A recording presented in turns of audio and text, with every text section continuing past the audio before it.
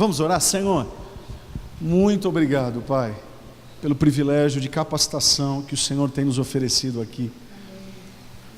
Obrigado por essa riqueza que nós tivemos e estamos tendo aqui. Enfim, Pai, muito obrigado pela vida do pastor Nelson.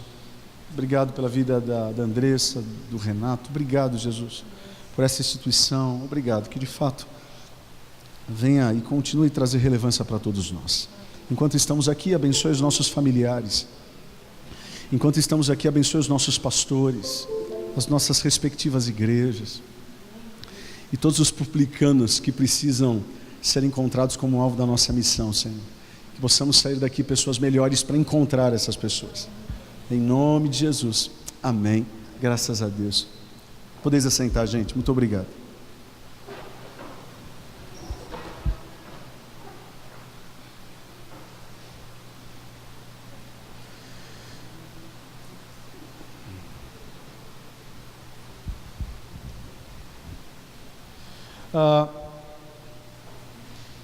O Rê já me apresentou, mas eu gostaria de só compartilhar com vocês um pouquinho. Eu não quero tomar muitos minutos de vocês, muito pelo contrário, quero ser bem objetivo. Meu nome é Rodrigo, eu sou esposo da Tatiane. Nós somos casados há 12 anos. Temos 2 filhos, o Davi de 9 e o Lourenço de 3. O Davi é tradicional. O Lourenço é pentecostal. Mas o que importa é que tem saúde. Em 2008, meu pai ele sofreu um AVC isquêmico. 3 dias depois, ele sofreu um AVC hemorrágico. E o AVC ele foi tão profundo que ele teve que tirar uma parte do cérebro. Na época ele tinha 47 anos de idade. Foi uma fase muito difícil para nós. Se não me engano, eu tinha 23 anos. É isso mesmo, há 10 anos atrás. É óbvio que as sequelas ficaram. Ele não conseguiu novamente retomar a vida pastoral como pastor local, como pastor dirigente, seja lá o nome que você gosta de usar. Ele ficou 1 ano internado, passou 3 meses em coma e depois mais 9 meses internado. Foi uma fase muito delicada para a nossa igreja, mas acima de tudo foi uma fase muito delicada para a nossa família. Só que existem enfermidades que trazem cura, por incrível que pareça. Por mais que a nossa família fosse uma família pastoral, não havia diálogo em casa. O casamento dos meus pais estava a ponto de explodir. A fase matrimonial era muito ruim. Quando tudo isso aconteceu, houve cura. Houve cura. Os irmãos, no caso eu e mais meus 3 irmãos, eu tenho um irmão adotivo, mais 2 de sangue. Foi a fase que a gente mais se uniu. E hoje nós estamos colhendo frutos como família da enfermidade do meu pai. Meu pai, depois de 1 ano, foi para a cadeira de rodas, depois ele saiu da cadeira de rodas. E ele falava basicamente 3 frases. Uma das frases que ele falava era: Deus é Deus, é Deus. A outra frase que ele falava era: em nome de Jesus. E a terceira frase que ele falava era: amém. Então tudo que ele ia pedir, ele falava: Deus é Deus, é Deus. Se era uma pizza, ele falava: Deus é Deus, é Deus. E a gente já entendia que era pizza. Se era pizza com Coca-Cola, era Deus é Deus, é Deus, em nome de Jesus. E se tinha sobremesa, era Deus é Deus, é Deus, em nome de Jesus, amém. Foram 10 anos de muita alegria. 10 anos onde a nossa família foi curada, a nossa igreja foi curada. E ele fazia questão de não faltar nenhum culto, mesmo com as dificuldades dele. e o abraço dele curava, mesmo sem conseguir se comunicar. O amor dele exalava. Eu poderia citar muitas pessoas aqui que decidiram ficar em nossa comunidade porque encontravam no abraço dele o que não encontravam em outras igrejas. E o perfil da nossa comunidade é um perfil de pessoas que tiveram decepções em outras instituições, né? Então, enfim, em novembro do ano passado, 2018, isso vai fazer 2 meses, meu pai, ele não partiu, ele morreu, mas meu pai não partiu, ele chegou em casa. A dor está grande. Ontem mesmo era 3 horas da manhã, meu filho me acordou dizendo: pai, eu estou com muita saudade do vovô. Isso mata o peão. Não tem sido fácil, só que esses últimos 9 anos, 10 anos, a nossa igreja ela cresceu como nunca antes. E é um pouquinho sobre aquilo que nós temos vivido como igreja local. Isso vale para ministério de música, isso vale para muitos ministérios. Eu acredito que aquilo que a gente está vivendo, não entendam isso como uma fórmula, mas entendam isso como algumas chaves importantes para que de fato as nossas igrejas locais elas sejam justamente aquilo que Deus deseja que elas sejam. A palavra de Deus diz que as portas do inferno elas não prevalecerão contra a igreja. Tem pessoas que olham a igreja, parece que a igreja é a porta e o inferno está chutando ela, mas na verdade é o contrário. As portas do inferno é que devem ser chutadas pela igreja.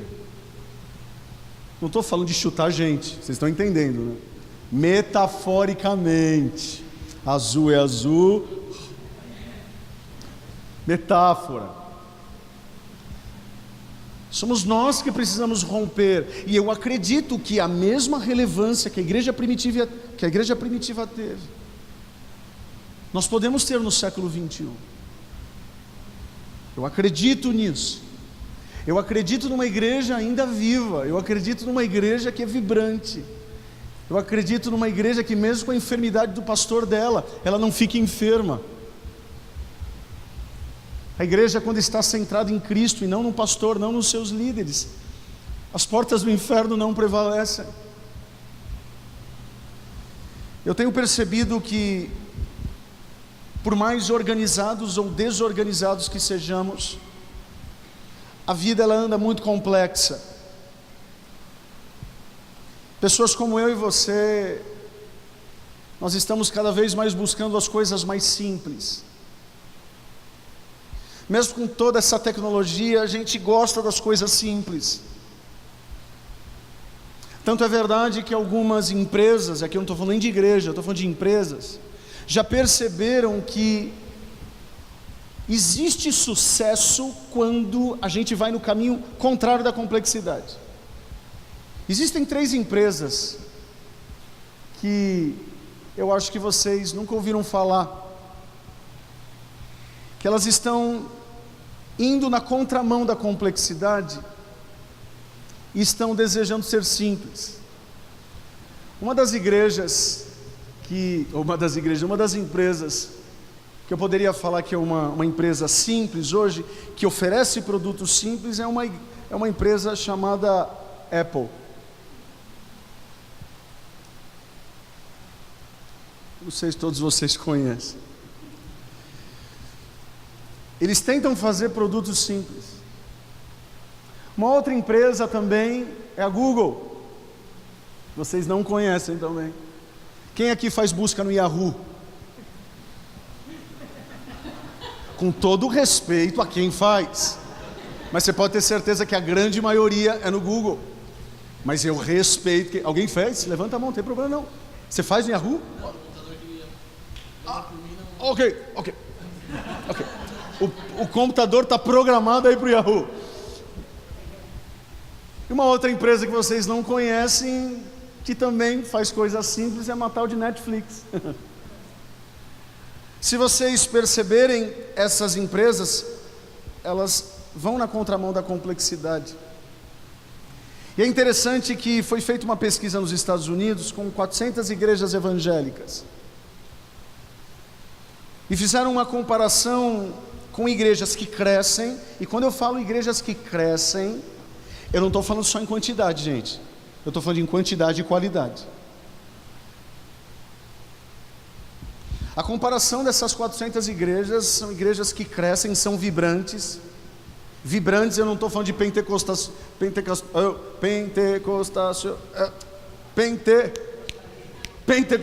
Deixa meu pai ficar sabendo que eu errei esse nome. Pentecostalismo. Eu não estou falando, quando eu falo de vibrante, estou falando de igreja que dá glória ou não dá glória, não é isso. Mas igrejas que crescem, igrejas que são vibrantes, igrejas que têm vida. Essa igreja trabalhou com esses dois tipos de igreja: igrejas que crescem e igrejas que estão lutando para sobreviver. Quantos conhecem aqui igrejas que estão lutando para sobreviver há muitos anos? Levantem as mãos. Igrejas que estão lutando para sobreviver, sendo que Jesus disse que Ele viria e veio para nos dar vida e vida em abundância. Por que algumas igrejas elas crescem e outras não? Por que alguns ministérios de música têm sucesso e outros não? Sucesso não é no sentido hollywoodiano. Sucesso no sentido de discípulo de Jesus Cristo, de trazer relevância para o reino. Caramba, será que Deus está só em uma igreja e não está na outra? E essa pesquisa veio trazer o resultado, pasmem vocês, que as igrejas que são simples na sua metodologia são as igrejas que estão crescendo. Igrejas muito complexas, igrejas que de certa forma estão, todo dia tem uma programação e você não sabe qual escolher. Igrejas que são complexas na sua visão e missão, igrejas que são complexas no seu planejamento, igrejas que não são, enfim, não tem nenhum tipo de alinhamento, nenhum tipo de clareza, enfim. Essas igrejas, elas às vezes estão cheias, mas elas estão estagnadas. E quando eu falo de igreja, de ministério simples, eu não estou dizendo que ser simples é ser fácil. Você pode ter certeza que as programações por trás de um celular da Apple são programações muito delicadas, mas para trazer facilidade.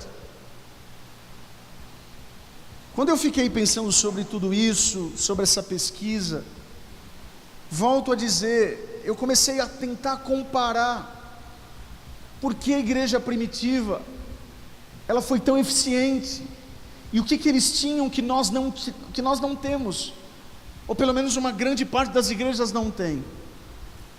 Sendo que, volto a repetir, a mesma essência da igreja primitiva existe em nós e está em nós, e tem feito muito sentido para a nossa comunidade local. Quando eu assumi a igreja, nós éramos uma comunidade de 280 pessoas. Meu pai nunca gostou muito de gestão. Para quem é assembleiano sabe que organização, eu sou assembleiano, tá, gente? Não estou falando mal de assembleiano, tá? Mas assembleiano, esses dias eu tive que ouvir algo assim: pastor, mas você acha que você não está engessando muito o Espírito Santo? Eu falei, primeiro que o Espírito Santo não tem osso, e mesmo que tivesse, eu não consigo engessar o meu filho. Eu não tenho habilidade para engessar meu filho, só se eu amarrar ele. Como que eu vou ter a capacidade de engessar o Espírito Santo, sendo que o Espírito é o primeiro a trazer ordem para o caos?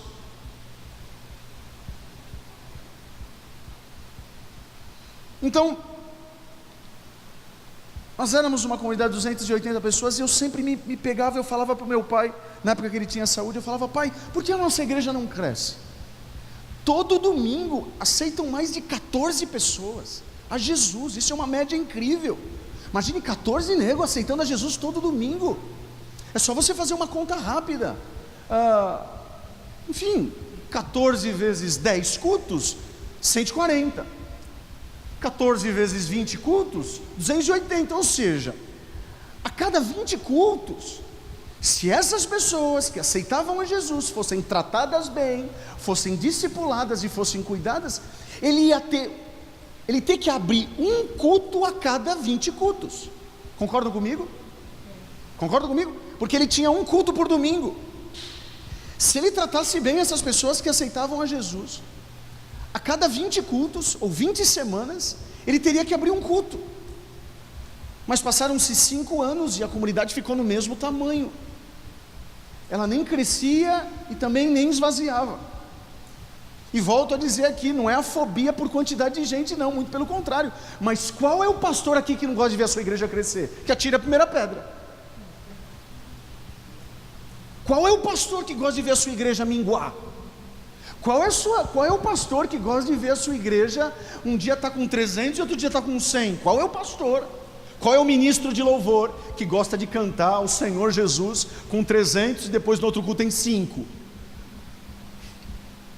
De certa forma isso me incomodava. Eu falava, pai, está errado. Ele falava, filho, é assim. O povo é meio descomprometido mesmo. Eu falava, não, pai, não é assim, pai. Enfim, quando eu assumi, aquele versículo foi muito forte no meu coração quando Paulo escreveu: eu plantei, Apolo regou e Deus gerou crescimento. E eu falei, caramba, isso é processo, isso é organização. Um está plantando, o outro está regando. Eu falava, pai, falava, né? Aí eu já não falava mais, já tinha cansado. Mas tem igrejas que estão focando no crescimento, não vão crescer, porque quem faz o crescimento se a gente quer o crescimento, a gente tem que focar em preparar melhor os Paulos e os Apolos. Estão comigo aqui? O crescimento não é a gente que dá. O que está no nosso métier é cuidar bem dos Paulos e dos Apolos. Resumo, a gente começou a organizar a igreja. A gente começou a colocar alguns princípios que eu vou compartilhar com vocês hoje aqui de maneira bem rápida. E para a glória do nome do Senhor Jesus, nós colocando algumas metodologias no DNA da nossa igreja. Em menos de um ano e meio, nós fomos para o segundo culto de domingo. São pessoas diferentes, rebanhos diferentes. Por que a gente não foi para o lugar maior? Porque a gente não tem dinheiro. A gente começou a trabalhar, a cuidar bem das pessoas que aceitam a Jesus, discipular, classe de novos membros, classe para trabalhar a vocação das pessoas. Enfim, a gente começou a criar processos saudáveis, porque quando a gente entende o propósito, a gente se submete aos processos. Não adianta, o pastor Brian Hilson da Hilson que vem dizer o seguinte: não existe progressão se os processos não estiverem bem alinhados. Os anos se passaram e a gente foi para o terceiro culto. Aí a gente teve que ir para um lugar maior. Quando a gente foi para o lugar maior, a gente voltou para o segundo culto, porque 2 cultos davam conta. Em menos de um ano, a gente já foi para o terceiro culto nessa igreja. Não apenas crescendo nos cultos, mas crescendo nos pequenos grupos. Nós somos uma igreja Assembleia de Deus que tem pequeno grupo, acredite. Acredite, é quase uma anomalia, mas acredite. A metodologia a gente adaptou para a realidade assembleiana. E a gente tem algumas classes, enfim, a nossa igreja se organiza em 5 frentes: escola bíblica, rede ministerial, pastoral, grupos de conexão e centro de formação teológica. Esses são 5 pilares da nossa igreja. Depois eu posso compartilhar isso com vocês, eu tenho tudo isso em textos. Posso passar para o Rê e ele dispara para vocês. Nós fomos para esse espaço maior e agora a gente já está com 3 cultos novamente. E é com muita alegria e com muita humildade e temor, e, enfim, que a partir de abril a gente vai ter que ir para o nosso 4º culto de domingo. Com 4 rebanhos diferentes, entre aspas, eu prego os 4 cultos. Os nossos times de adoração, nós temos 5 times de adoração. Então, é um time que ministra por mês, basicamente. Eles chegam 6:30 da manhã e saem apenas 9:30 da noite da igreja. A igreja dá todo um respaldo, porque a gente gosta de tratar bem os voluntários. E tudo isso aconteceu. Eu poderia muito bem dizer assim, quem fez a igreja crescer foi o Senhor, e foi o Senhor. Mas é porque também nós investimos nos Paulos e nós investimos nos Apolos. Isso que vocês estão fazendo aqui, de se deslocarem da casa de vocês para cá, isso é muito bonito. Agora, gente, não adianta, uma andorinha só não faz verão. Se vocês não levarem todo esse conteúdo e transformar essas informações em processos de capacitação, desculpa, vocês vão se decepcionar daqui a um mês. É só esfriar esse evento. Sem processo não há progresso. 4 coisas eu encontro na igreja primitiva, que eu acredito que nós podemos encontrar e fazer na nossa igreja. Se você pode anotar. Primeira coisa, clareza. Clareza.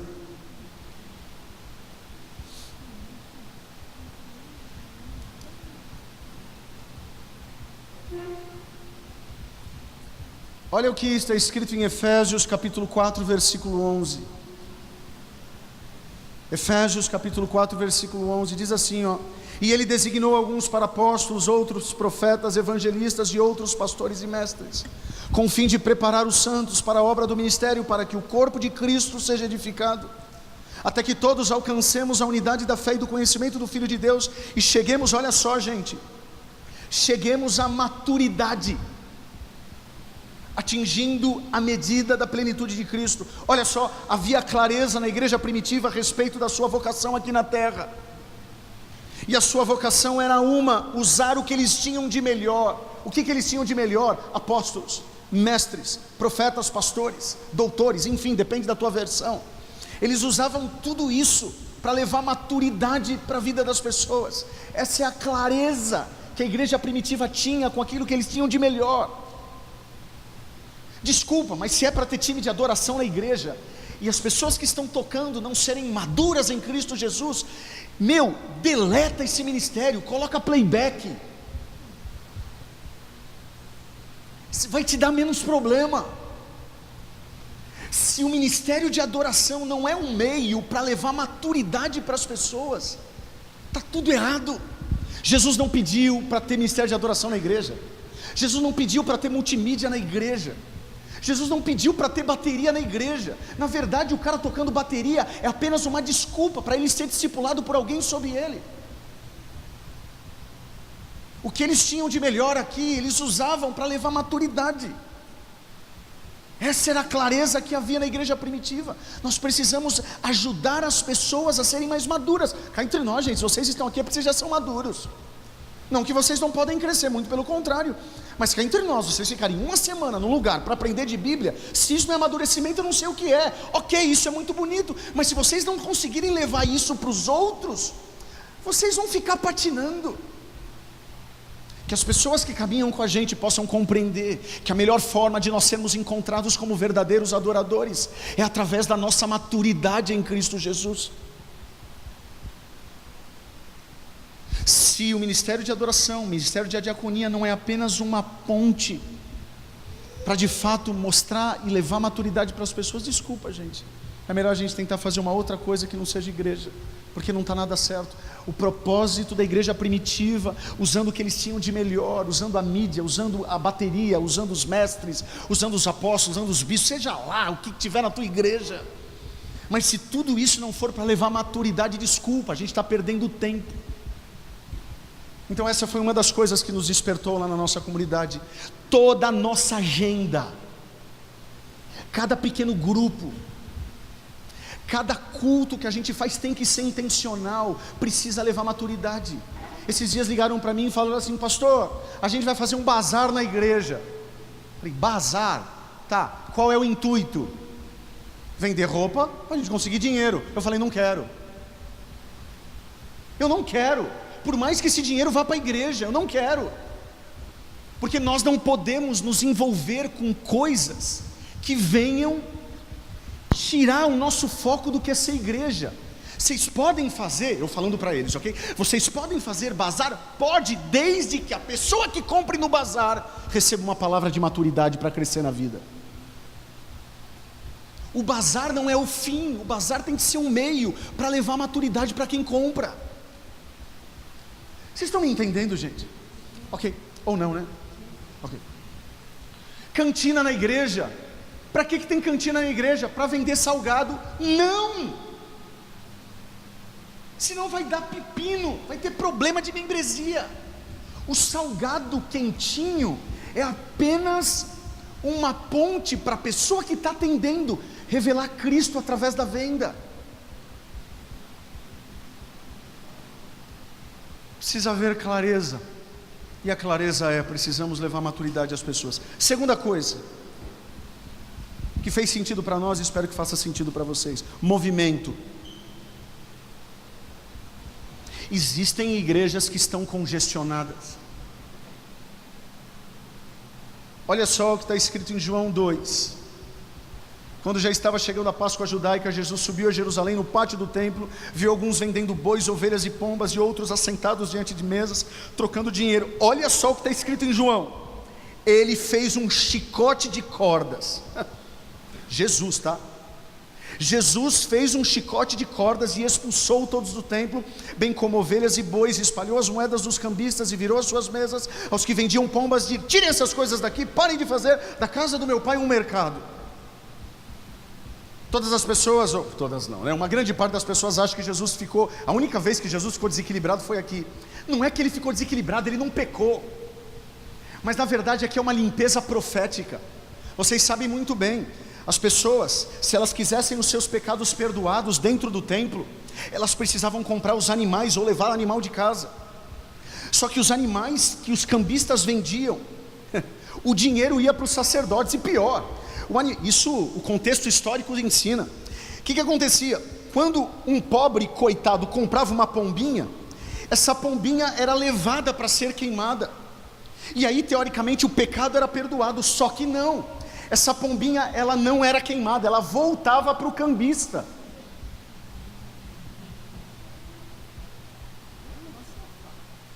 Por isso que Jesus está irritado. Ele não está irritado apenas com a venda, é porque está rolando propina, está rolando mensalão, está rolando tudo ali. Então o que Jesus, ele olha e fala: não, vocês que deveriam ser o meio para que essas pessoas pudessem ter os pecados perdoados, vocês estão fazendo uma salada, e pior, as pessoas não estão sendo perdoadas porque o sacrifício não está chegando. Então acabou, eu estou limpando, porque eu agora vou ficar entre eles e Deus. Eu sou o caminho, eu sou a verdade, eu sou a vida, eu sou aquele que descongestiona. E infelizmente tem muitas atividades na igreja que estão congestionando a vida das pessoas. Eu não sei se vocês sabem, não sei se vocês sabem, enfim, vocês sabem que eu sou aqui de São Paulo, enfim, se não sabiam, estão sabendo agora. Mas assim, isso é uma realidade em São Paulo, no Rio de Janeiro, mas cá entre nós, é uma realidade hoje em qualquer lugar. Não adianta, a gente tem que compreender que a vida das pessoas está uma loucura. Mas tem pastores, tem líderes que fazem de pirraça ensaio de segunda-feira, 9 da noite. Aí o cara não vai, ele está endemoniado. O cara não vai, ele é descomprometido. Não faz sentido algum. A gente precisa facilitar a vida das pessoas. Não, é porque na minha época tinha compromisso com Deus, qualquer horário que o pastor... Na tua época não tinha celular, na tua época não tinha tecnologia, na tua época não tinha nada dessas coisas. Eu sou da época que a internet entrou, né? Eu peguei a era sem internet, peguei a era com internet. Quando a internet entrou, parecia um demônio dentro da CPU, não parecia? Aquele que nunca fez um e-mail do IG que atira a primeira pedra, porque era de graça. Gente, não adianta, a igreja urbana, ela é uma igreja que tem que saber lidar com o trânsito, tem que saber lidar com as coisas, não adianta. Esses dias nós tínhamos 2 cultos no meio da semana, um culto de segunda-feira que era um culto de oração, e um culto de quarta-feira. E eu percebia que o nosso culto de oração era um culto mal cooperado. Aí qual é a resposta? Quando você pergunta para alguém, por que o culto é mal cooperado? Qual é a resposta? É porque as pessoas não têm compromisso com Deus de orar. Eu falei, não, eu vou pesquisar isso. O culto de quarta-feira é um culto que superlota. E eu comecei a perguntar para as pessoas: mas por que o culto de oração não lota? Aí as pessoas diziam: pastor, eu preciso escolher qual culto eu vou. Eu não consigo ir dois, eu preciso fazer compra. Eu preciso estudar com meu filho. Eu só consigo ir para a igreja uma vez na semana. E olhe lá, pastor. Aí eu falei: opa. Eu comecei a analisar o nosso culto de segunda, que era um culto muito parecido com o de quarta, mas que tinha 30 minutos de oração. Mas nunca saía das 30 pessoas. Sabe o que eu fiz? Cancelei o culto de segunda, peguei 30 minutos de oração e joguei para quarta. Sabe quantas pessoas já oram de quarta-feira? Mais de 150 pessoas chegam mais cedo para orar. Oh, bingo, não é bingo. A gente só está descongestionando a vida das pessoas para levar maturidade. Agora, pedir para que vá na segunda, pedir que vá na terça, pedir que vá na quarta, pedir. Eita, não, a vida não é assim, a vida não é só igreja. Uma igreja em movimento não necessariamente é uma igreja que tem atividade toda semana. Às vezes é uma igreja congestionada. Faz sentido isso que eu estou falando ou não, gente? Vocês estão olhando com uma cara para mim que não faz sentido, mas eu vou continuar. Eu não sei se tem pastor local aqui. Tem pastor local aqui? Ufa! Meu Deus, meu Pai amado. Não é fácil. Você sabe na pele o que eu estou falando. A gente como pastor, a gente gostaria de ver de segunda a segunda a igreja cheia. Tem pastor que quer isso para ver dinheiro, né? Mas não, quem é pastor de verdade, a gente quer ver as pessoas crescendo, mas não dá. Uma outra coisa aqui, o Márcio está aqui comigo, ele é líder do nosso ministério de jovens, da igreja, e olha só um exemplo de tentar congestionar a agenda, para que haja movimento mais bacana. A nossa igreja é muito jovem, apesar de ser uma igreja Assembleia de Deus, o nosso formato é mais jovem, enfim, eu não vou entrar nesse detalhe, porque é só um detalhe mesmo. E o que acontece? Nós tínhamos os nossos 3 cultos de domingo, e nós tínhamos um culto de jovens no sábado. Só que assim, o nosso culto de domingo já era jovem. Sabe o que eles tinham que fazer no sábado? Chamar dinossauro, ave fênix. Eles tinham que inventar muita coisa. Eu falei: caramba, Márcio, está errado. Vocês podem fazer uma programação, mas para que fazer um culto no sábado igual ao do domingo? Por que você não usa esses quase 150 jovens de sábado para trabalhar no voluntário do domingo? Porque esses jovens não querem trabalhar, querem, pastor, ok, sábado faz reunião de oração com eles, sei lá, leva eles para ver o dinossauro, mas não faz sentido vocês fazerem um culto igual no sábado ao domingo. É uma competição boba. Nós mudamos isso. Por incrível que pareça, a gente não tem mais culto de jovens na igreja. Mas essa juventude está agora mergulhada no culto de domingo, trabalhando que nem uns doidos, nos nossos 3 cultos. Eles são de fato o voluntariado que pulsa a nossa igreja. Eu não estou falando que você tem que cancelar o teu culto de sábado, mas eu só estou falando que dentro da minha realidade, não estava fazendo sentido ter culto de sábado de jovens. A gente pegou essa galera e colocou eles no domingo, para ser o melhor cartão de visita para a pessoa que está chegando.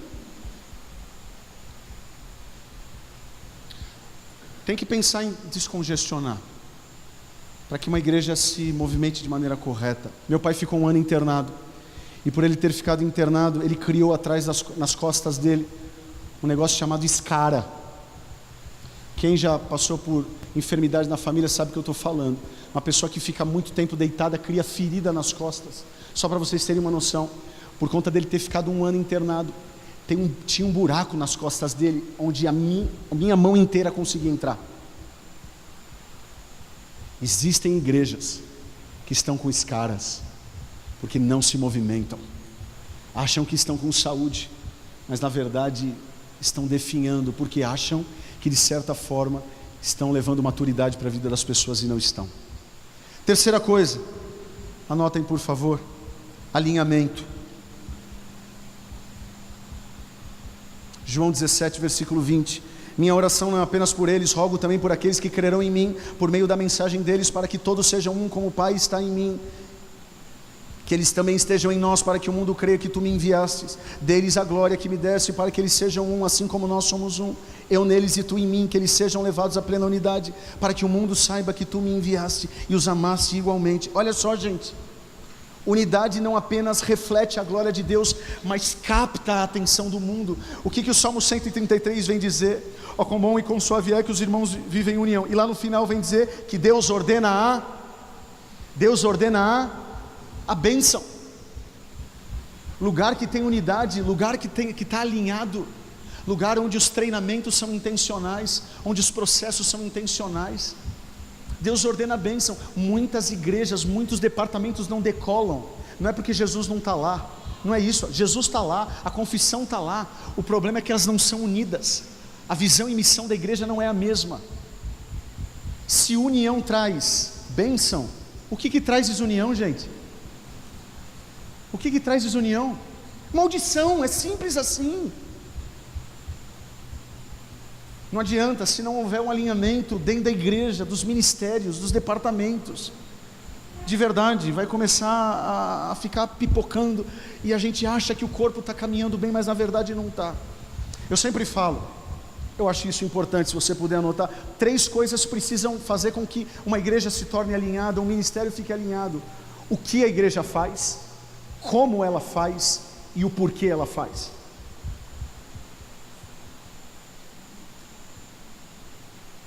O que uma igreja faz, como ela faz e o porquê ela faz. O que é um ministério de adoração na igreja, como que ele funciona e por que ele funciona. Se eu perguntar lá para a minha membresia, sabe, o que é a DAI? Todos vão falar igreja, todos vão falar que é igreja. Como que a DAI funciona? 50% vai dizer, eu acho que é grupo de conexão, é rede ministerial, é pastoral. Alguns vão saber como que ela funciona. Agora, se eu pergunto o porquê ela existe, poucas pessoas vão também ter dificuldade de dizer. Muitas igrejas, elas estão minguando porque a visão não é clara. O que Abacuque disse? Deus, o que eu faço com esse povo? Sabe que Deus respondeu? Pegue algumas tábuas, escreve a visão nas tábuas, para que as pessoas, quando elas correrem, olha, está falando de correria, lá na época de Abacuque, enquanto elas estiverem correndo, elas vão olhar para as tábuas e não vão se esquecer da visão que elas têm. Qual é a visão e missão que a tua igreja tem? A nossa igreja lá por muitos anos foi uma igreja numa visão: somos uma igreja que adora a Deus, crê em Jesus Cristo e através do Espírito Santo está em missão para estabelecer o reino dos céus. De alguns dias para cá nós estamos mudando ela. Foi muito difícil a mudança, mas nós tivemos coragem e mudamos. Não que a nossa primeira missão, visão estava errada, ortodoxamente ela estava correta, teologicamente ela estava correta, mas a gente simplificou. A nossa igreja é assim agora, uma igreja que ama a Deus, serve as pessoas e influencia o mundo. Então ontem, enquanto as pessoas estavam ouvindo a minha pregação sobre amar, servir e influenciar, as nossas crianças nos kids também estavam aprendendo sobre amar, servir e influenciar. Os temas dos meus sermões são organizados um ano antes. Então aquilo que eu prego de domingo no Adai Kids, nos adolescentes, eles aprendem a mesma temática, para que a igreja fique alinhada. Rodrigo, mas como que você organiza os seus sermões um ano antes? O mesmo Espírito que pode me inspirar uma semana antes do domingo é o mesmo que me inspira um ano antes. Por quê? Porque se os meus sermões estão organizados um ano antes, o repertório da adoração vai estar também mais organizado. É uma igreja alinhada. Agora tem gente que liga para o pastor: pastor, o que você vai pregar domingo? Não sei, Deus não me revelou ainda. É mentira, é porque ele não começou a estudar. Isso não significa que quem monta o sermão um dia antes está errado. Não estou falando nada disso, gente. Mas se nós queremos falar de um corpo alinhado, o Kids tem que estar alinhado, os teens tem que estar alinhado, as mulheres têm que estar alinhadas, os homens têm que estar alinhados. Pastor, isso é difícil? É muito difícil. É difícil ser uma igreja simples, mas eu prefiro tentar lutar para ser uma igreja simples do que tentar ser uma igreja complexa, onde as atividades maqueiam a falta de discipulado, de mentoria e de amadurecimento da membresia. Quarto e último, foco. Primeiro então é clareza, segundo movimento, terceiro alinhamento e o quarto foco. Um dos melhores versículos para falar de foco é óbvio que é o de Paulo. Filipenses 3, versículo 13, irmãos, não penso que eu mesmo já o tenha alcançado, mas uma coisa faço, esquecendo-me das coisas que ficaram para trás e avançando para as que estão diante de mim, eu prossigo para o alvo a fim de ganhar o prêmio do chamado celestial de Deus em Cristo Jesus. Se eu pegar uma folha sulfite aqui, vamos dizer que agora fosse 9 horas da manhã e já está com o sol lá em cima. Se eu pego uma folha sulfite e coloco no meio da quadra, e pego essa folha sulfite só 6 horas da tarde, como que essa folha sulfite vai estar? Como que ela vai estar? Pode falar, gente, não é pecado. Se você... Como? Amarela. Ou seja, a intensidade do sol pegou toda a folha e deixou ela amarelada.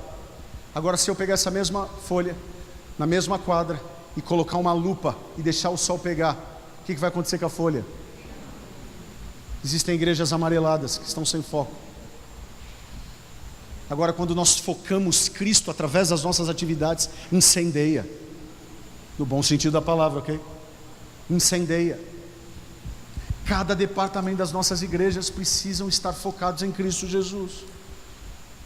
O nosso repertório precisa ser Cristo. Nós temos um código interno lá na nossa igreja, que culto não começa no púlpito, culto começa na calçada.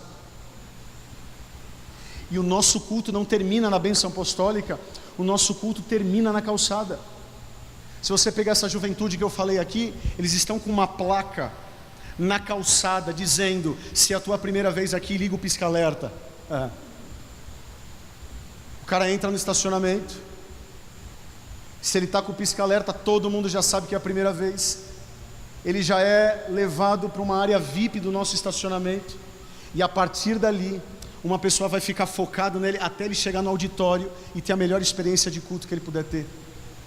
Quando o culto acaba, esse mesmo voluntário leva ele até o carro. Quando ele está na rua, o culto acabou para nós. Paulo plantando, Apolo regando e Deus dando o crescimento. Para algumas igrejas isso pode ser: ah, Rodrigo, isso aí é muito mimo. Ok, pode pensar assim. Para nós isso é amor. Para nós isso é serviço, para nós isso é paixão.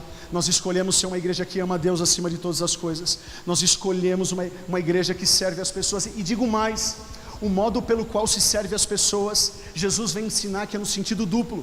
Olha que ele disse: se alguém te pedir a túnica, dê para ele a capa toda. Se alguém pedir para você andar 1 milha, ande com ele 2. Para nós serviço não é uma obrigação. Para vocês também eu sei que não. Para nós serviço é a oportunidade de fazer 2 vezes aquilo que eu preciso fazer. E digo mais, Jesus vem dizer: não façam isso apenas com os amigos, mas façam isso também com os inimigos. E se alguém te der um tapa na cara, não é assim, ó, se prepare que você vai tomar outro. Não, oferece.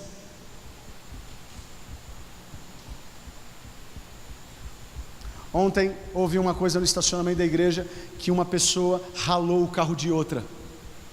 Você quer me ver ficar triste depois de um culto? É isso, porque eu acabei de pregar sobre amor e o infeliz pega o carro e bate no outro.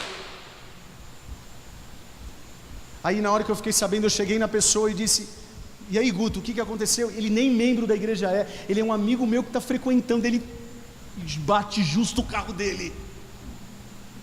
Eu falei: meu Deus. Eu falei o seguinte, ó, vê quanto que é que a igreja vai pagar. Eu falei assim: pastor, não precisa, porque a pessoa que bateu, ela falou que ela vai pagar, está tudo certo, ela está me tratando com carinho, até parece que aquilo que ele pregou, ele está vivendo aqui. Eu falei: ufa. Ou seja, o culto, vocês concordam comigo que não adianta às vezes o pastor se descabelar de pregar, se no estacionamento acontecer alguma coisa, acaba o culto para a pessoa? Ou vocês nunca ficaram irritados no corredor e nunca disseram: acabou meu culto? Se vocês nunca disseram coisas do gênero, é lógico que o culto não é para a gente, o culto é para Deus.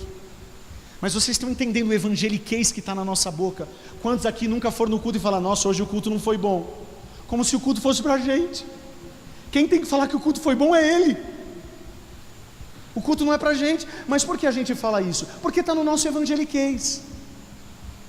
Agora, se nós colocarmos de fato Jesus como foco da nossa agenda, Jesus no foco das nossas atividades, eu não tenho dúvidas que nós seremos uma igreja simples. A minha esperança, eu termino aqui para possíveis perguntas que vocês queiram fazer. A minha esperança é que de fato a gente consiga ser e ter a beleza da igreja primitiva. É lógico que a igreja primitiva era imperfeita. Eu não tenho dúvidas disso. A gente lê Atos 2 e dá vontade de estar em Atos 2, mesmo nunca tendo, né? A gente tem vontade de estar naquela igreja. Mas se você lê Atos 4 e 5, já está uma bagunça. A igreja de Corinto, o filho pegava a mulher do pai. O filho estava deitando com a madrasta. Ou seja, são igrejas imperfeitas como a nossa. Mas a nossa alegria é que o perfeito precisa estar no centro das nossas relações. Que haja clareza, que haja movimento, que haja alinhamento e que haja foco. O mesmo crescimento que nós estamos vivendo, eu sei que muitos de vocês estão vivendo também. Eu, como o pastor Nelson disse, Deus não tem plano B. Ou é a igreja, ou é a igreja. Eu termino com um testemunho do pastor Bill Hybels. O pastor Bill Hybels foi ser convidado para ser um dos capelões.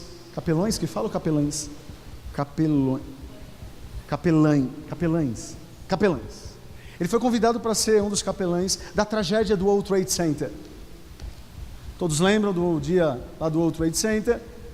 E simplesmente aquilo no chão, aquela loucura em Nova York. E ele foi chamado para ser um dos pastores para cuidar das famílias que estavam enlutadas. Olha só a responsabilidade dele. Ele que deveria montar todo o time, toda a equipe. Quem já leu o livro Liderança Corajosa sabe o que eu estou falando. Quando ele olhou para aquela cena, ele percebeu que aquilo que os árabes fizeram foi um planejamento de quase 10, 15 anos. Tem noção disso? Eles planejaram de 10 a 15 anos para enfiar aqueles aviões ali. Sabe qual a pergunta que Deus fez no coração do Hybels? Ele disse assim: por que o mal planeja tão bem para fazer o mal, enquanto a minha igreja às vezes planeja tão mal para fazer o bem? Às vezes a gente vai fazer uma conferência no próximo mês, a gente nem sentou para organizar a conferência, e o cara, para fazer o mal, se organizou há 15 anos atrás. Eu digo que 3 coisas importantes precisam permear a nossa igreja sempre: teologia cristocêntrica, uma gestão eficiente e paixão. Se eu posso resumir tudo isso que eu falei aqui, desses 4 itens, eu colocaria esse tripé importante. Tudo isso que eu falei precisa estar enraizado: uma teologia cristocêntrica, uma gestão eficiente e paixão. Quando a igreja tem Cristo no centro, quando tem organização, horário de ensaio é 5 horas, é 5 horas. Nós sempre tivemos problemas de horário de ensaio na igreja. Eu comecei a resolver esse problema, sabe como? Não se faz mais ensaio na igreja, pastor. Faz no estúdio. Quem paga? Os músicos. Pergunta se eles chegam atrasados. Fazem 7 anos que não existe mais ensaio na igreja. Há 7 anos os nossos times de adoração ensaiam no estúdio. Não existe atraso. E tem gente que está batendo cabeça, ligando para o irmão do som: pastor, mas a nossa igreja é uma igreja que não tem muita gente com... E a minha? A minha está do lado da comunidade do Heliópolis. A nossa igreja está do lado da comunidade do Heliópolis. Uma rua, você chega na comunidade do Heliópolis. Esses dias eu tive que ouvir uma coisa que eu não gostaria de ouvir. E pior, eu ouvi de uma pessoa que eu amo. Sabe o que ela disse para mim? Sabe por que o teu voluntariado bate quase 500 pessoas na igreja? Porque as pessoas que frequentam a tua igreja são pobres. Pobres é manipulado, são manipulados. Eu falei: então eu prefiro ficar com uma comunidade pobre, porque Jesus disse para os discípulos de João Batista: Fala para João Batista que os enfermos estão sendo curados, os mancos estão andando e o evangelho está sendo pregado para os pobres. Sabe, as desculpas, não porque a igreja é rica, não porque a igreja é pobre, não porque a igreja é no hotel, não porque a igreja, não, em nome de Jesus, aonde nós colocarmos a planta do nosso pé, nós podemos estabelecer a maior organização do mundo, que é a igreja de Jesus Cristo. Eu amo a igreja. Quantos amam a igreja de Jesus Cristo aqui?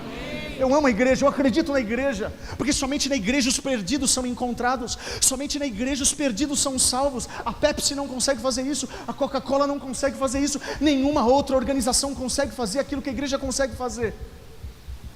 E essa igreja está nas mãos dos Paulos e dos Apolos, como eu e você.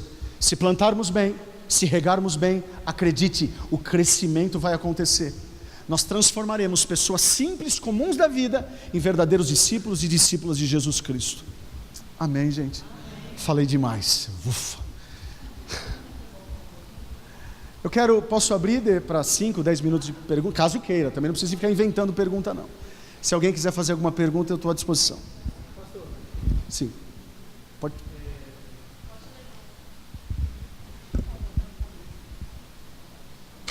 Para acontecer isso, você contou aí, você é pastor da igreja há quanto tempo?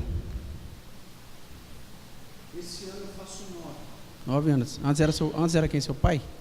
Antes era o meu pai. Certo, então. Aí a dificuldade que eu vejo é assim. Eu acho que é um caminho mais fácil, porque você enxergou tudo isso, entre aspas, certo? Não estou dizendo que é fácil, mas... Coloca aspas, coloca colchete, tudo isso, coloca a chave. Porque tudo isso que você está falando, tipo assim, eu posso ver na minha igreja, posso ver, quero que aconteça, mas e aí? Está longe, não está nas minhas mãos. O que eu faço? Tá lascado. Tipo assim, uma empresa grande, mas é amador, não tem profissionalismo nenhum. Aí você estuda, se prepara tudo, mas está num lugar amador. Eu gosto de uma frase do Hybels, quando ele diz assim: liderar é a arte de tirar as pessoas da zona de conforto, sem elas perceberem. Você quer ser um líder medíocre? É só você ser um bom líder quando o ambiente é favorecido. Quer ser um líder acima da média? É conseguir transformar o teu ambiente, mesmo quando o ambiente não grita aquilo que você grita. Você fala assim: Rodrigo, mas como que eu mudo? Quando você fala, né? Te favoreceu porque teu pai, entre aspas, tá? É lógico que você não quis dizer isso, mas eu posso dizer porque é meu pai. A tua sorte é que teu pai ficou doente.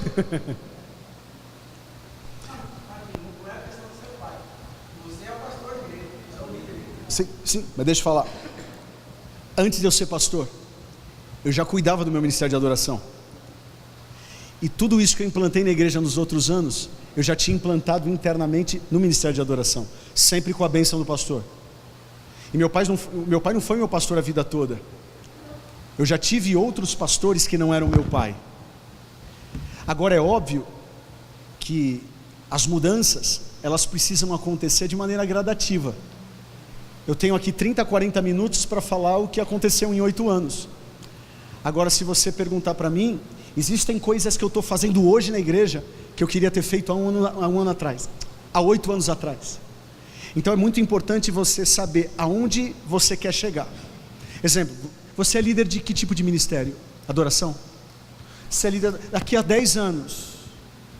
Você quer que o teu ministério de adoração esteja onde? Porque senão vai ser igual aquele desenho lá do... Não é do Shrek, é do... Oh meu Deus. Alguma coisa da Disney. Onde você vai? Não sei. Então qualquer lugar, qualquer estrada que você pegar, está certo. Na tua liderança, você tem gerado sonhos no coração do teu pastor a respeito da onde você quer chegar e da sua liderança? Eu me lembro que há 10 anos atrás, eu compartilhei com a minha liderança, com os meus liderados, algo assim, eu creio que daqui a alguns anos nós vamos gravar um DVD. Na época, um monte de gente riu. Passaram-se 12, 13 anos. Nós gravamos um DVD com a igreja. Tem sido um instrumento abençoador, não somente para a nossa igreja, mas para muitas outras igrejas. Então assim, sozinho você vai conseguir resolver o problema? Não. Mas você já pode, de certa forma, influenciar aqueles que estão sob o teu guarda-chuva. Talvez você não vai conseguir organizar a igreja inteira, mas o teu ministério você vai conseguir organizar. E se alguém te dedurar e falar para o pastor? Aí tem que ver o nível de confiança que o pastor tem a você. Se ele também não confiar. Agora, a minha resposta, teu nome? B. A minha resposta é uma resposta simplista. Você está me perguntando algo que eu teria que saber muito mais o cenário, por isso que você está no IACA, para que de certa forma essa consultoria exista. Mas eu, de certa forma, basicamente eu fico com essa frase: liderar num alto nível é influenciar as pessoas a fazerem aquilo que elas não gostariam de fazer, mas fazem sem perceber. Para mim esse é o excelente líder, é tirar as pessoas da zona de conforto sem elas perceberem, porque senão aí você vai ter muito conflito e aí não rola. Soeiro, aqui.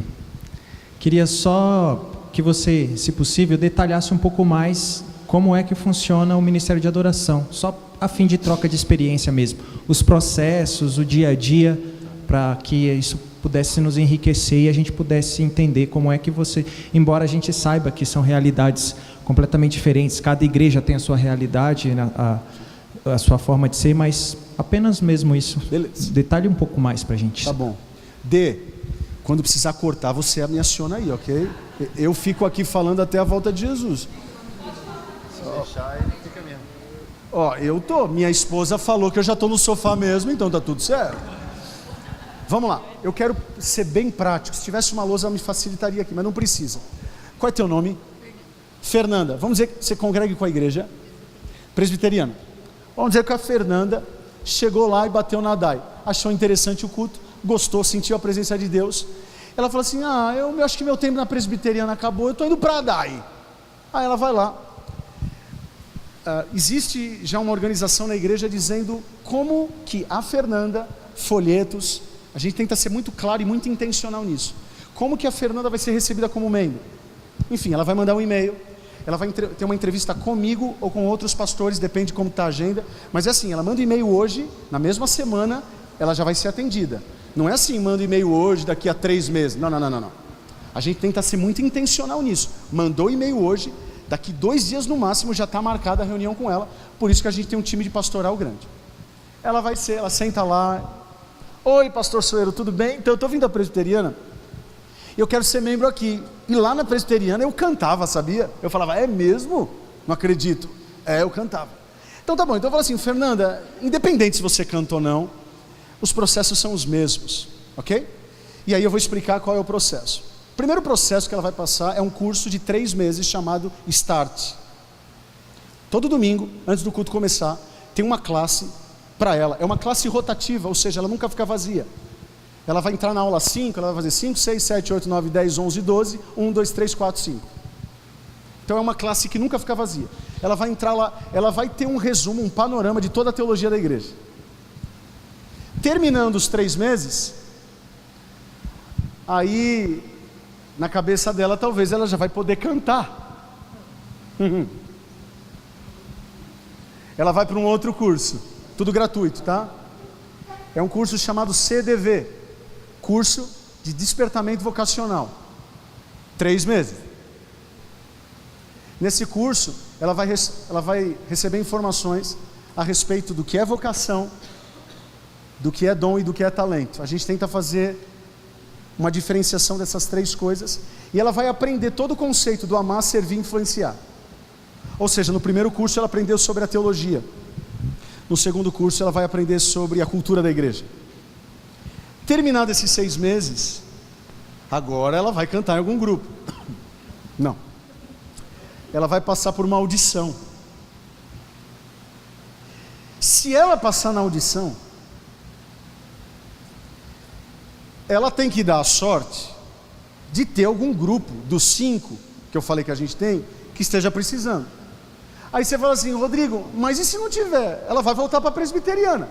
Até pode voltar, mas ela já foi ensinada no Start e no CDV que servir não tem a ver com aquilo que você faz. Servir tem aquilo como que você faz. A gente já ensina nos cursos preparatórios que ela não nasceu para cantar, ela nasceu para servir. Eu tenho hoje na nossa igreja uma cellista. Ela não toca cello, porque não tem orquestra. Sabe o que ela faz? Ela prepara o café da manhã para os 150 voluntários da igreja. Ela é cellista. Por quê? Porque o Start mostrou isso para ela, o CDV mostrou isso para ela. Vamos dizer que ela passe no teste.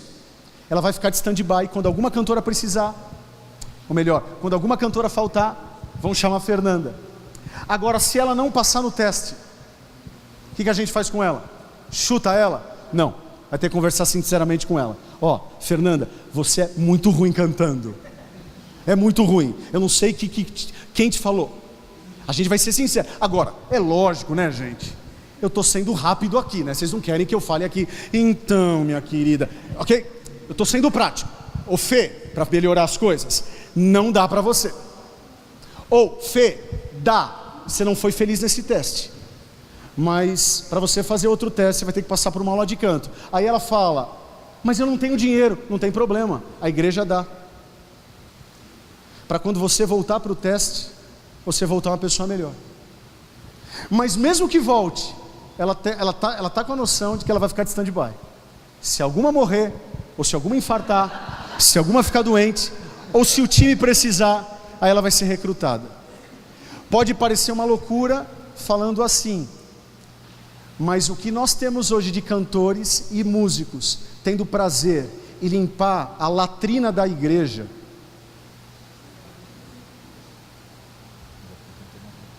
Rodrigo, sempre foi assim? Não. Sem processo não há progresso. Implementa um curso, implementa outro, vai estabelecendo os fluxos. Então basicamente é isso. E o time acontece, o time se forma. Nós temos 5 times de adoração. Basicamente eles ministram um domingo por mês. Eles trabalham os 3 cultos. As pessoas que moram longe ficam na igreja e têm todo o suporte da igreja. Não é hotel 5 estrelas, mas de certa forma a gente tenta dar algum carinho para eles, seja um almoço, seja agora uma sala com ar-condicionado, que nem isso tinha antes, mas eles estão vendo que a gente está dando carinho. Nunca falta um coffee break para os nossos voluntários. A gente tenta tratar eles com muito amor, assim como Jesus falou que deveria tratar. Aquele que dá, que seja um copo de água fria para os meus pequeninos, é como se estivesse dando... Gente, não é fácil dar copo de água fria no Oriente Médio no 1º século. É comum dar água morna. Jesus está falando, aqueles que desejam servir os meus filhos, além da mediocridade, esses terão galardão. Então a gente tenta tratar com carinho. Eles ministram uma vez por domingo, os 3 cultos, agora estão indo para o 4º culto. Chegam 6:30 da manhã, saem por volta das 9, 9:30. O que mais eu posso falar? Eles têm os encontros devocionais. Uma semana é devocional, encontro pastoral, a outra semana é ensaio, o outro devocional. Enfim, tenta fazer uma agenda não muito carregada, mas para tratar do coração dos nossos músicos e também tratar deles tecnicamente. Como que o repertório é montado? O repertório é montado dentro dos sermões que eu prego, e a gente usa os multitracks. Para quem não sabe o que é multitrack, vocês vão saber nos próximos dias. Aqui. Ali e depois ali, pode ser? Beleza. Rodrigo, a gente queria saber como é que foi esse processo de transição, do tipo, a visão antiga da igreja e essa nova visão que foi implementada. Como foi esse processo, principalmente com a geração mais antiga, que tinha uma cabeça, né, mais antiga, como é que foi a assimilação? E uma outra coisa esse pessoal que não assimila muito bem essa visão, como é que vocês tratam essas pessoas para que elas não fiquem machucadas, para que elas, entendeu, sei lá, que não concordo com a visão e vai ficar chateado e tal. Como vocês trabalham isso? Beleza, complementa então. Fechou. Vai lá. Pergunta simples. O que ele falou mas nesse processo também que você falou do início do Ministério de Louvor, de Adoração, que você começou. Eu não acredito que você tenha começado com 5 grupos. E especificamente assim, como é que fica a questão dentro desses grupos, da questão pessoal ou então da questão de gestão, assim, porque pareceu muito duro. Muito não sou duro não. Por isso que eu quero que você explique. Sou duro não. Eu sou duro, Márcio? Não, como é isso? Ok, seguinte, como que a gente trata os membros antigos? Fala lá, né? Como que foi essa transição? Eu nunca dei trabalho para o meu pai. Sabe um filho politicamente correto? Então quando me colocaram na pastoral, é tipo assim, não tem tu, vai tu mesmo. Quando me colocaram na pastoral da igreja, nem teologia eu tinha feito. Eu fui fazer teologia depois. Então assim, eu não era o melhor preparado, mas eu era o bom moço. Nunca xinguei minha mãe, nunca tirei pedra no cachorro, e se fiz escondido. Sabe, então é mais... Então assim, quando eu entrei na pastoral da igreja, o papo era o seguinte: é um menino, mas é bom moço. É um menino, vai errar pra caramba, mas é um bom moço. Então, ok, estava lá. É óbvio que todas essas adaptações a gente sempre faz com membros que chegam, não com aqueles que estão. Eu sou bobo. Mas na época nós éramos a igreja tinha 300 pessoas, quando eu assumi foi metade da igreja embora. Se eu fosse da igreja, membro eu também teria ido. Porque eu era um menino, Sacola, eu tinha 25 anos. Só que quando eu assumi a igreja, foi metade embora, o que eu fiz? Eu tirei as cadeiras da igreja. A igreja nunca deixou de ficar lotada. Sou bobo? Tinha 300 cadeiras. 150 foi embora, eu tirei 150, a gente nunca teve um culto vazio na igreja. Eu sou intencional em tudo que eu faço, eu gosto de ser assim. Agora tem gente que gosta de ver cadeira vazia, o problema é deles, eu vou ter um... Ok, quando a igreja começou a chegar e as pessoas começaram a, de certa forma, encontrar Cristo nas minhas pregações, nas nossas canções, de certa forma isso começou a ajudar. Então as pessoas que chegavam, elas entravam nos cursos. As que já estavam, não mexe na abelha. Vai mexer com um nego que está 30 anos na igreja? Eu sou bobo. Deixa a fila andar. Hoje nós somos uma igreja de 1.200 pessoas. Aí você fala, os 150 remanescentes estão? Diria que 120, 110, sendo bem otimista, 100.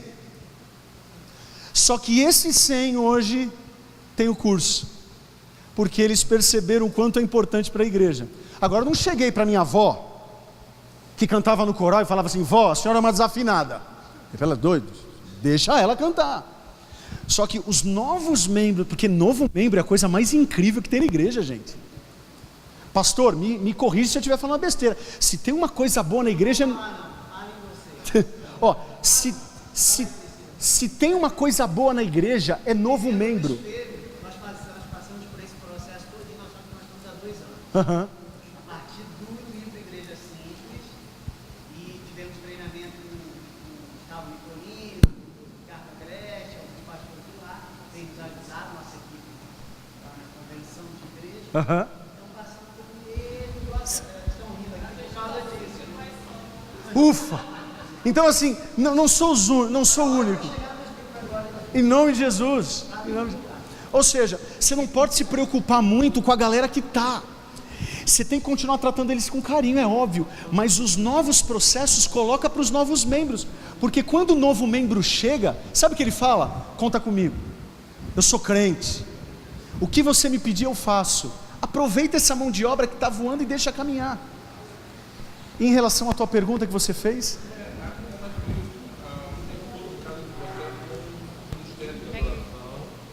Começou com 5 grupos não. já prontos, com todo um processo já. E como é que é essa questão relacional ou então a de gestão nos grupos? Tá. Quer dizer, 2 coisas diferentes. Né? Legal. Como é que funciona? Em relação, nós éramos obviamente um grupo, eu era o líder ainda no Ministério de Música. Eu era o líder e de certa forma, com o crescimento da igreja, com o Start, com o CDV, você vai peneirando mais músicos. Conforme os cultos vão aumentando, você vai ter mais pessoas, você vai montando mais grupos. Como que acontece essa gestão? Uma vez por mês, a gente sempre lidera esses 5 cabeças de time, alinha repertório, alinha o coração deles, e de certa forma eles fazem isso com os seus liderados. É lógico que eu estou sendo simples, eu posso passar meu e-mail e posso tentar responder de maneira mais precisa as tuas dúvidas. Mas basicamente, é um modelo de gestão. é fazer com que todas as pessoas se sintam importantes. Quando eu falei assim, Fernanda, você não vai cantar? Eu sou pastor. É lógico que eu não vou ser grosso com a pessoa, mas eu não vou ser desonesto com ela. Tem muita gente que, para não ser grossa, está sendo desonesta com a pessoa.